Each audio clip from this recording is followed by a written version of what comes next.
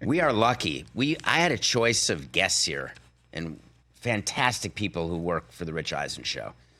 Bookers to people in sound, behind the scenes, in front of the scenes. Such a professional crew. And when we had a chance to have Tom Pelissero come here, I said, we have to talk draft. I want to hear everything about him. Follow him on Twitter. And I've not had a chance to interview him. And all of a sudden, you appear. Hi, Tom. How are you?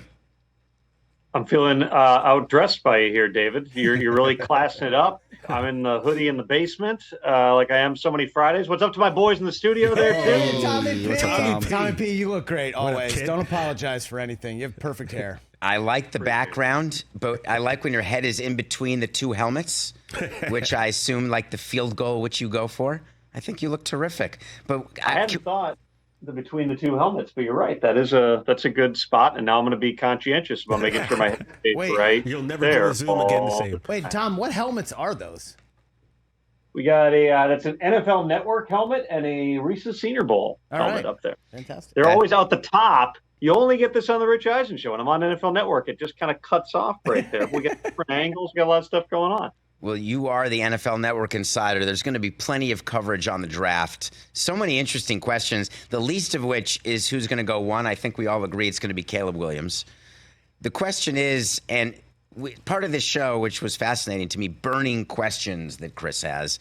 And it bothers me when people ask questions and don't have answers. So we said, let's get Tom and actually answer some of these burning questions. Yeah. So the Bears for me at 9, when you've got the 1 and the 9, and I was thinking about when I did drafts, what about trading one of those picks and loading up, getting something to help you, maybe even trading the number 1 pick?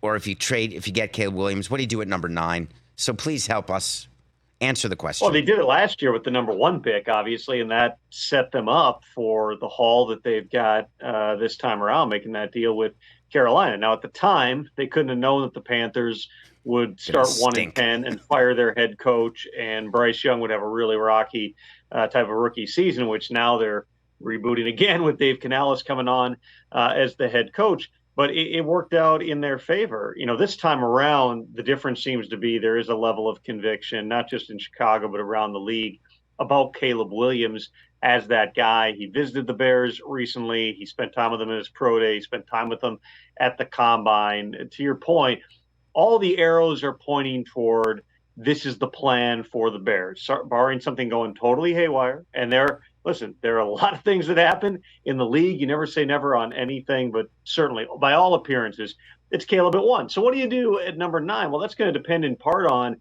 what's going on around you, because, you know, depending who you talk to, and I've been doing this, you know, on the phone throughout the course of this morning, talking to people, everyone's trying to project it out.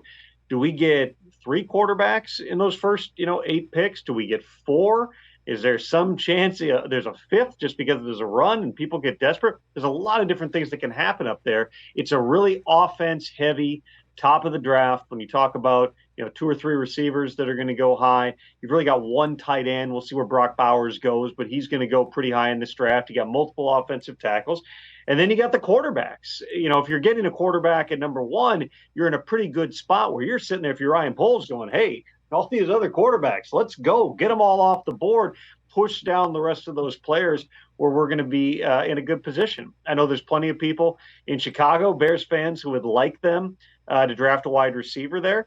They've obviously invested in the defense over the past couple of years, both in free agency, through trades with Montez Sweat. You can always use more playmakers, especially when you're building around a young quarterback here. And you also can continue to fortify the protection unit. The Bears are in a really good spot. What they're confident in, every year, David, there's 32 picks in the first round.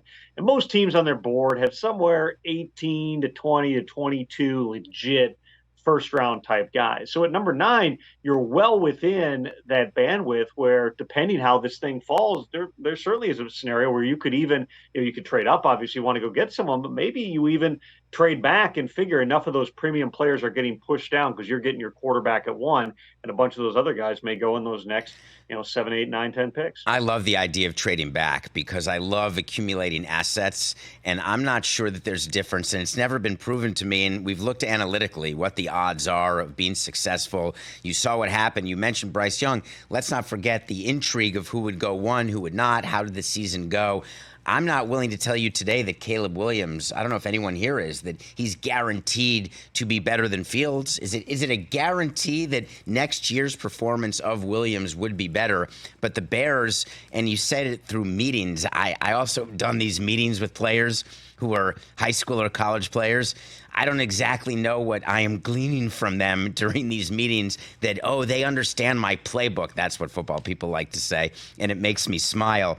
I just don't, there's so few guarantees that to me it's a numbers game, and that's why I love acquiring multiple picks, multiple assets, because you have a better chance of hitting one of them and winning with a young quarterback that outperforms in his rookie deal.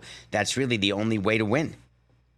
The thing I've always found fascinating, David, about baseball is you're drafting 17, 18-year-old kids. I remember when I was still dabbling a little bit covering baseball and the Twins took Byron Buxton with a first-round pick. The dude shows up, the next day they bring out, all their draft picks to come take BP with the big league team. And he was like this tiny little guy. He looked like every 17-year-old I've ever seen, where you could see, he's got long limbs and he's got a sweet stroke. He's going to grow into that body, but the guy doesn't look like an adult. I've just always thought it's that's projection, baby.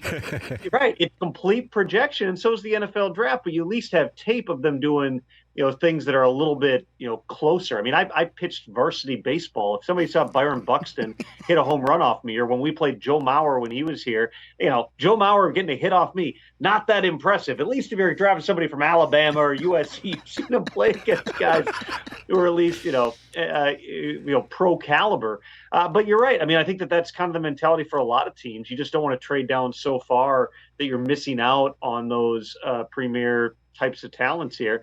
And I think that, some of the other teams that are up there at the top are in the same boat right now where, okay, if Caleb indeed goes number one, and to go back to your original question, I don't think there's any guarantees in the NFL. I think the Bears had 3 years of tape on Justin Fields to make the determination about what they thought he was. The rest of the league had 3 years of tape to make a determination on what they thought he was.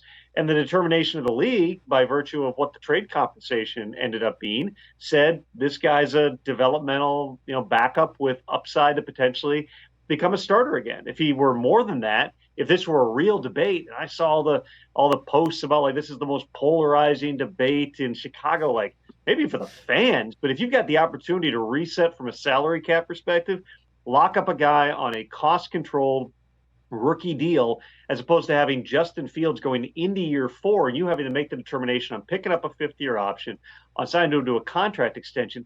There's really not much debate, even though we still got to see, how quickly does Caleb Williams come along in the NFL. If you're Washington, the mock if you're drafts. Washington or New England, you're making the same determinations about the other quarterbacks too, and trying to figure out, does this make sense? Because if you put your name on a quarterback, it's really hard to walk that back later. That's your guy, and you're going to sink or swim with him. Well, that's one of the things when all the mock drafts are happening and when you make a decision what you're going to do as an executive, you have to make sure that your scouts are not holding on to a thought of wanting to be right versus what they actually see. And you have to create an environment where it's okay to be wrong in the draft and you're not risking your job over it, because it causes the development people to not be as forthcoming as you want them to be about what the prospects are for your player. So one of the things that we tried to do was have continuity in the front office in that regard, because I wanted the truth about these players, because when you're doing projection, it's really hard until reality comes. And so with Justin Fields, you find out really fast what the reality is because the market tells you. We'll go out with a player, we want to test his market. We'll do it all the time. The Bears knew exactly what they were getting. You call the other 31 teams, but you know exactly what you're getting. So it's not a shocking thing to the Bears where they said, oh my God, we thought this was a 2 first-round player, and now look. And so the complicated part is the timing. And that's why when you're looking at drafts and mock drafts and thinking about your team, you have to be thinking about your salary cap. You have to be thinking about, can you win now in your conference, in your division? Or are you acknowledging that this is not a today issue? But then you can't tell your fans that. So the juggling act that happens, Tom, is what fascinates me. And when you're dealing with all of the mock drafts and thinking about this, are you juggling all those things that the front offices are? Well, I think that, I use just the mock drafts as a baseline to kind of investigate and try to figure out what the options are for different teams. But every year there's a surprise in the top 10, if not the top 5, something, that people were not anticipating was going to happen. Every GM, is trying to figure out what the other GMs are doing, which is why I thought it was interesting. Everybody's been talking about Washington with Drake May or Jaden Daniels.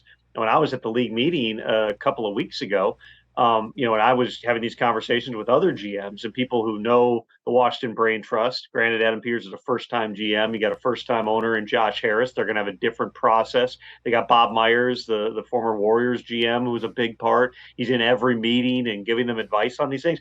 It can go a lot of different directions, but people who know Adam Peters within the NFL, not that they have information, but just knowing him, knowing where he comes from, how he was trained, think J.J. McCarthy could be in that mix too. So whatever that happens at number 2, then that's going to dictate what the options are for the Patriots at number 3 in terms of could they trade out. If they are willing to, there absolutely are teams that would be willing to trade into that number 3 overall pick. And then if it's quarterback with the top 3 picks, does Arizona have the opportunity to trade with somebody who goes up and takes the 4th one? I mean, this is where things could really get wild. It's always great for ratings, David, when we got a bunch of quarterbacks, because people like the drama. But also, when you have this many quarterbacks, you generally have more trades that happen up at the top. Sometimes they happen in advance.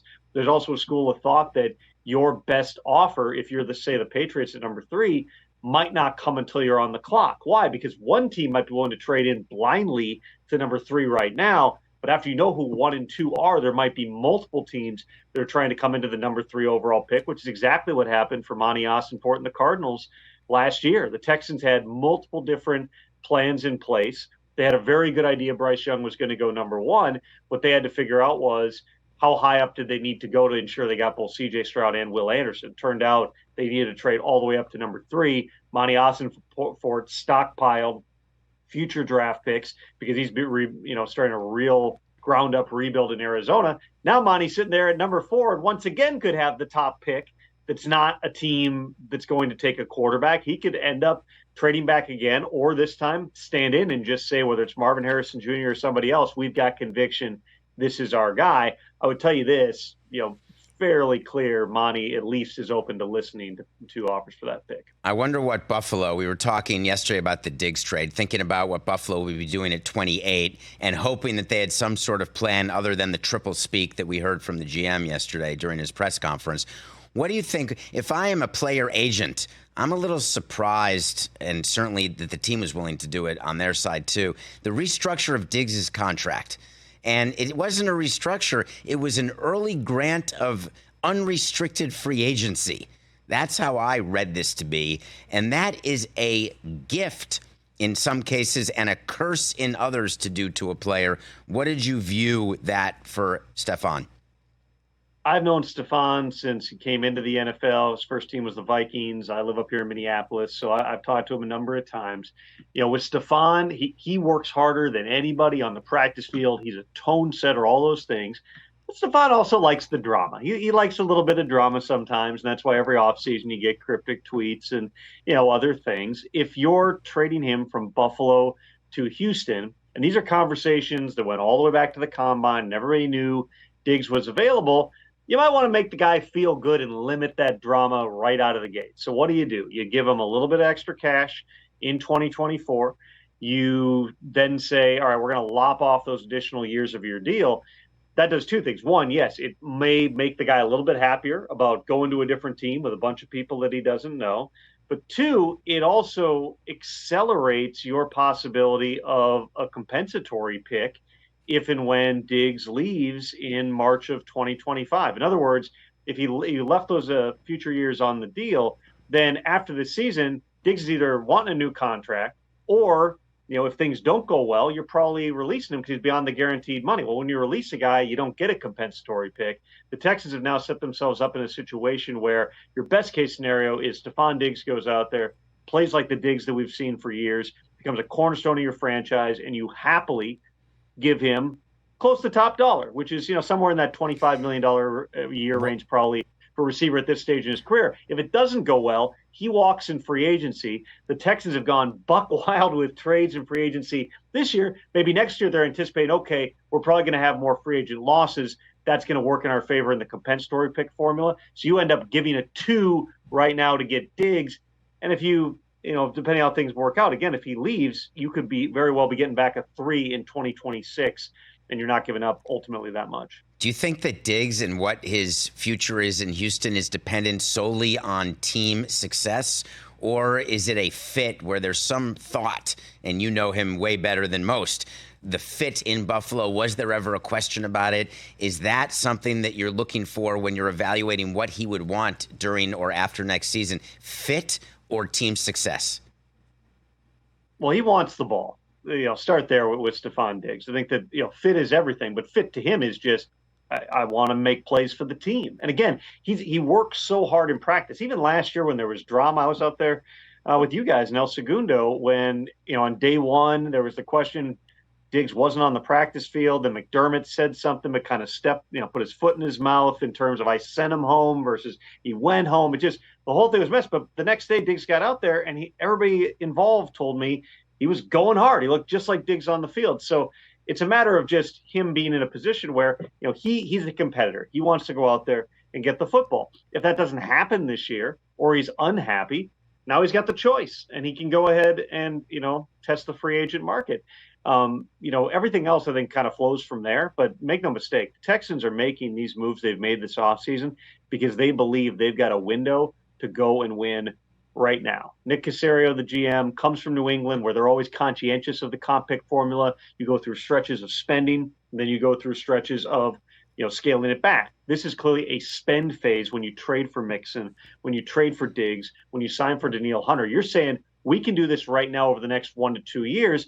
Part of the reason you might think that is because we got CJ Stroud on a rookie contract. So a cost-controlled quarterback, as opposed to 2 years from now, we're going to be sitting here, depending what happens with these other quarterbacks, and saying, is the number $60 million a year on CJ Stroud? Is it even higher than that? The salary cap appears to be exploding. When you've got a rookie quarterback on that deal, those first 3 or 4 years where he's cost controlled is your best opportunity, just from an economical perspective, to put a lot of other pieces in place around him and try to make your run. There's not a long history at this point, at least in what I would call the modern age over the last 10 years, where quarterback contracts are eating up even larger amounts of the salary cap. There's not a lot of history of those high paid quarterbacks winning championships. Patrick Mahomes has done it, but he did a deal that was very flexible from the team's perspective in terms of the cash flow, in terms of the length, the way that they could flip it over again and again to create additional cap space there. It allowed them to pack all these other guys in around them. There's other teams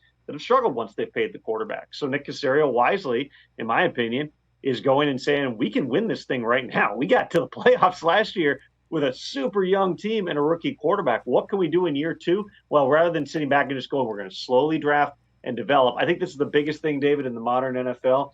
There's very few programs that are the old school Packers like Ron Wolf strategy of, and Ron Wolf, of course, signed Reggie White. I mean, he was not a stranger to work in the free agent market, but like that gradual, very patient build solely through young players. When you've got a window in the NFL, you attack it and you go for it. That's what we're seeing right now in Houston, and the rest of the AFC South has to be looking at what they're doing and saying we're in for a real interesting fall. It's really an amazing thing you're saying, because what I'm hearing is that to win, you do it when your quarterback's young and not getting paid. You bring in people around him. But if you don't win during that time, then you're the Dolphins, where you're jettisoning players when you may have to pay Tua, and then your chances of winning are decreased.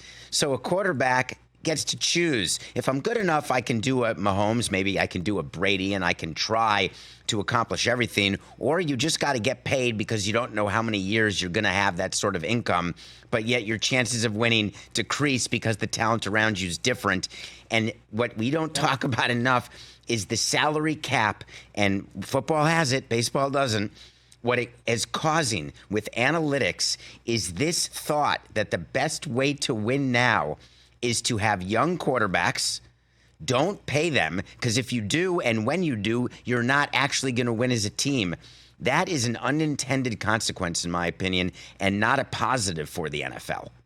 Well, think about this, David. In 2013, so that's 11 years ago, the highest paid quarterback in the NFL was Aaron Rodgers at $22 million per year. Wow. And granted, the salary cap was about half of what it is right now, but the quarterback contracts in that time have well more than doubled. And every top quarterback, and by top, I mean the top 10, but also just whoever happens to be the next guy who gets close enough to free agency that he's got the leverage, is going to be in that $50 million plus per year range.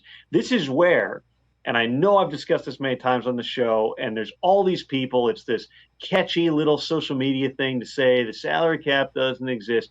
It does. If it didn't exist, then the 49ers wouldn't be just releasing Eric Armstead. You wouldn't have teams needing to do what the Chargers were doing and cut Mike Williams and basically flush Keenan Allen in a salary dump because he wouldn't take a new deal that would have lowered his number this year. Then you have to pay cut Joey Bosa and Khalil Mack, who had like 17 sacks last season. Look at the Vikings with Kirk Cousins. Now, there's a lot of layers to what happened with Kirk Cousins here, but part of it is they were only going to go up to a certain point because they're thinking we've got to pay Justin Jefferson eventually. We've got to pay some of our other young up-and-coming types of players. We need to be able to keep it healthy. The Chiefs did it a couple of years ago, where everyone said, why in the world are they trading Tyreek Hill? It's because Tyreek Hill looked at the Devontae Adams deal, which on paper was reported as $28 million per year, but that included 2 lump sum numbers over the next couple of years that he'll never see. It was $25 million per year. All of a sudden, Tyreek wants 30. The Chiefs, who of course are there every year, competing every year, and they got a guy in Patrick Mahomes who's done a deal that's allowed them a great deal of flexibility to put pieces in place around him, went, you know what? We're getting offered significant draft picks, and we're saving ourselves $25 to $30 million per year in cash and cap space. I got the cure for all this if you want. What did they do? Tom, I got the cure. No cap at all, like baseball, and all contracts guaranteed. No more hiding. You want to get rid of, you want to have we want to have one team be the Yankees in the NFL forever. That'd be a good way. I appreciate your time. You are the NFL Network insider, and we're going to need more of your insight going forward. Thank you so much, Tom. Thank you. You got it. All right, Tommy. Love you, Tom. See you soon. Catch the Rich Eisen Show every single day on the Roku channel, 12 to 3 Eastern, for free.